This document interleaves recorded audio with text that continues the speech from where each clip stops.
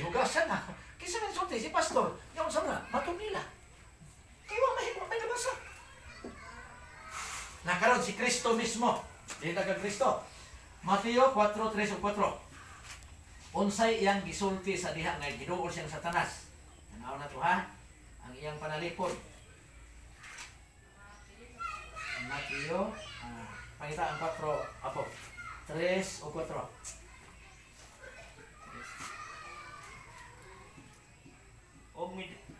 Og midol kaniya ang yawa nga nag-ingon. Timan na to ni ha. Nga kung si Kristo kayang giduol og yawa, unsa pa ka? Unsa pa ko? Unsa pa ta? Nga di maduol si yawa. Wa man gani mahadlok ang yawa kang Kristo. Kita unsa man ta? Ordinaryo ra na to. Mabitaw si Judas nga usa sa apostoles ni Kristo, samtang nag-meeting sila, ang yawa ni duol ito, niapil po dito meeting. Nihonghong kang Judas. Ingon ang chapter 13 sa 1. Ang yawa, miyamong kang Judas, bisuls kasing-kasing, ibaligya sa Kristo. So, dili imposible nga ang yawa magaduol.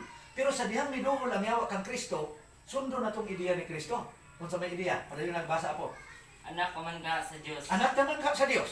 Himo ang pan kining mga bato. Himo ang pan kining mga bato. Unsay gitubag ni Kristo? Bitubag si Jesus. Ah. Ang kasulatan nag-ingon. Ang tawo mabuhi dili sa pan lamang, kundi dili sa matag pulong usab na isulti sa Dios. Tanawa. Ang gitubag ni Kristo sa English, it is written. Nagsalig di siya sa nasulat. Sa to pa kay nasulat man doon siya, ay mabasa. Nakatesting ka, basa ka ka ng way suwat? Ay, mabasa eh.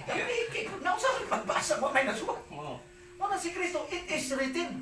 Sa nasulat na. Sa ato pa, dinita mo to sa nasulat na. Kaya mo'y gisulti ni Kristo.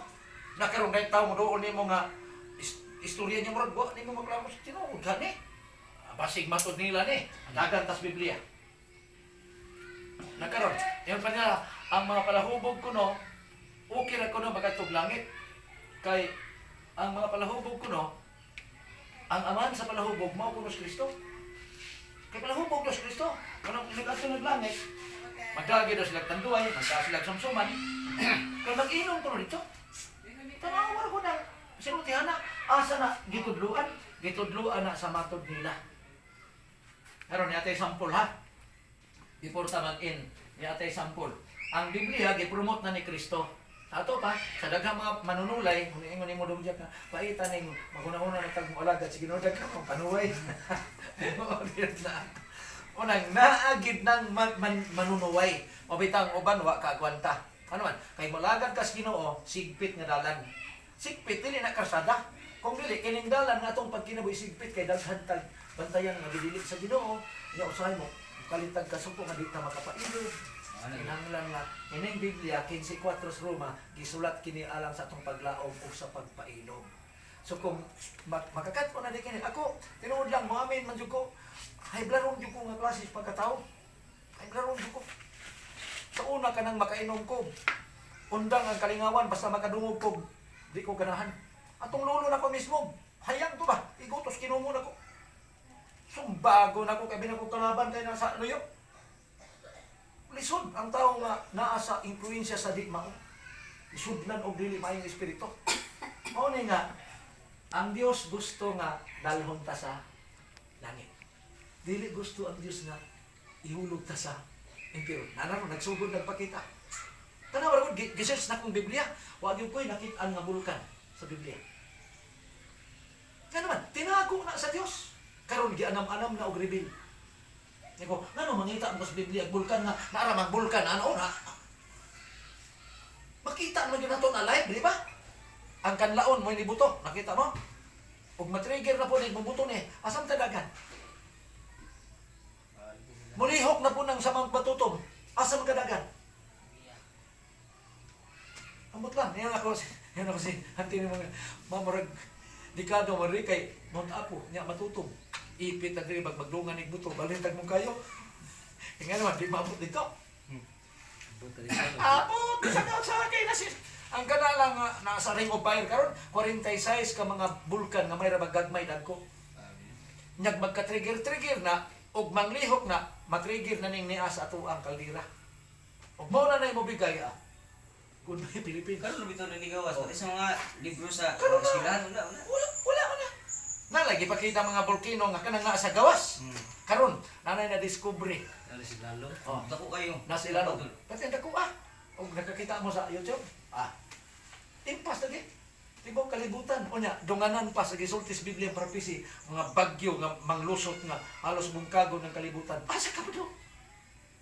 Kana kol tanan, patay na tanan. Wagi na nga. Patay ang tanang tao nga angay patyon.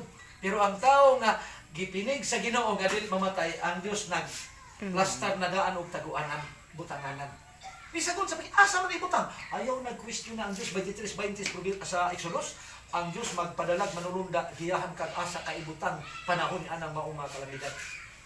Pinadayag 3 Gs kay imong gibantayan ang ako nga pulong, imong gisunod, bantayan ko ikaw nining umaabot nga mahitabo sa tibuok kalibutan. Prophecy pa na. Maabutay pa. Pero gipasaligan ang tao nga kung mosunod lang siyang kabuton, wala gay problema. Kay mamatay man ta, wala problema. Kay sama ra pud tang ipatulog sa Ginoo. Naatay assurance pag abot sa panon, limpyon ang kalibutan na pagbalik sa Ginoo, dalhon ngadto sa langit ang mga tawo nga iyang nga gipresyon. While maghuman sa ining kalibutan na. Matun-an man nato ni kining pitong hampak, pag human sa pitong hampak, balik ang Ginoo. Di pa mahurot og kapatay ang tanang tao. Kay mabalik ang Ginoo, naapay mga buhi nga maabtan. Kung kinsa man na, kung asa man, ako sigurado. Di ko sigurado sa lugar, di ko sigurado sa panahon, pero sigurado ko nga kanang mga tawhan ang ipersib sa Ginoo, mga nag-alagad na niya nga wala niya patya. Sa tuyo ni balik niya, banhawan ning namatay unya ang katong mga buhi pang nabilin. Kay ingon ang unang Testamento 4:16, ang mga buhi pa magpuyog atong patay na nga banhaon sa Ginoo dito niya sinakaw sa langit. Ninin to si bisag unsaon pa ning kalibutan na naagi hapoy mabilin nga mga buhi. Ang pangutan na asa man ang Dios sa Libano. Wala na diha kaniya aron nga Haya sa kita niyo. Puting, puting. Pinakayahay ba? May experience sila yan. Kitaan niyo lang Ginoo. Oh, mao na nga sa sunod nato nga topiko, isgutan nato ng kabahin sa iyaw niyang pagbalik. Balik. Kinsay ang balikan, kinsay makakita sa iyang pagbalik. Nganong mobalik siya nga ug gikabalis pa, gikastigo, gikulatan, gilatan sa kalibutan, balik na pud pausab pagkulata, di na. Ani na siya doon sa pagpanimalos. Okay. Katapusan.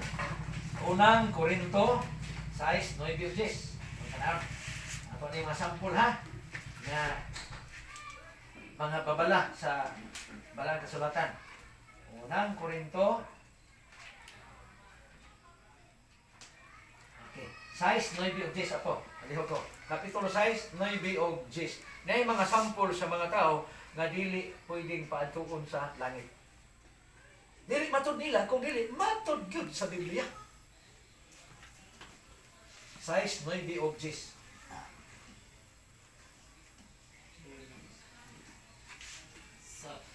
Sa walay duha-duha, nasayod ka mo nga ang mga dautan dili makasulod sa gingharian sa Dios. Ang mga dautan dili makasulod sa gingharian sa Dios.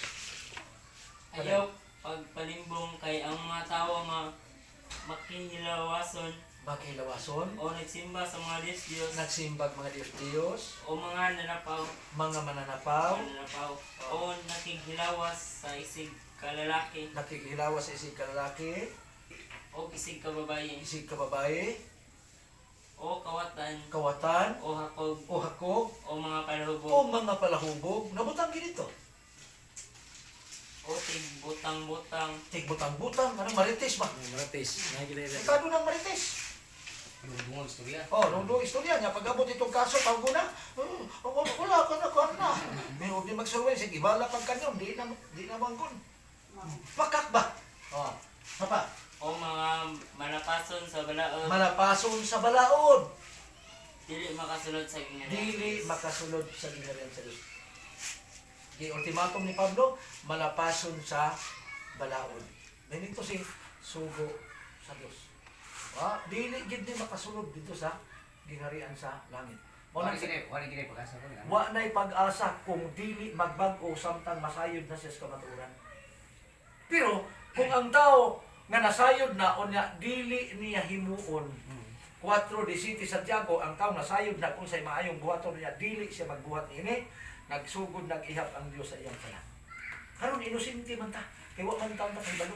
Pero sa dihan nakahibalo na ta, buhaton lang gihapon nato ang Dios magsugod ng lista. Manay inibalik sa Ginoo, nailistahan. Dili ka ka-episode. Ano man? Ang pulong sa Ginoo matod 4:12 sama sa espada no isulag.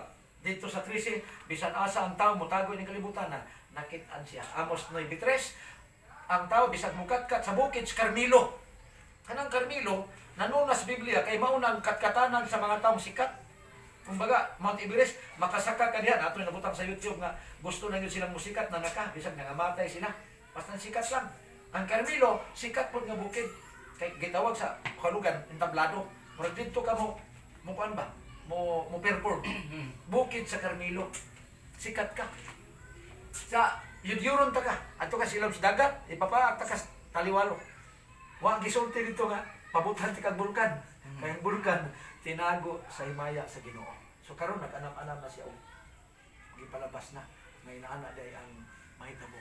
Kining ilaw sa dagat mao day ni ang gid padulong sa impierno. Ihimo na daan sa Ginoo. Kung gusto ka nga malangit 12:3 sa Ecclesiastes ang tanang mabutang nadungog na. Kadloki ang Dios og bantay ang iyang masugo kay kini magtibo katungdanan sa tao. Nag-isip ta nga tao ta, mutuman ta sa kasuguan. Si Kristo niyo sa 14:15 if you love me, keep my commandments. Mura gini ang pinakasentro na atong yung tumanon ang sugo sa Dios kaysa ako na yan.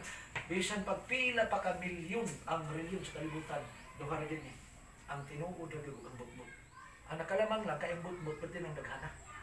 Digang mo mailan. Pati ng daghana. Mo na nga murag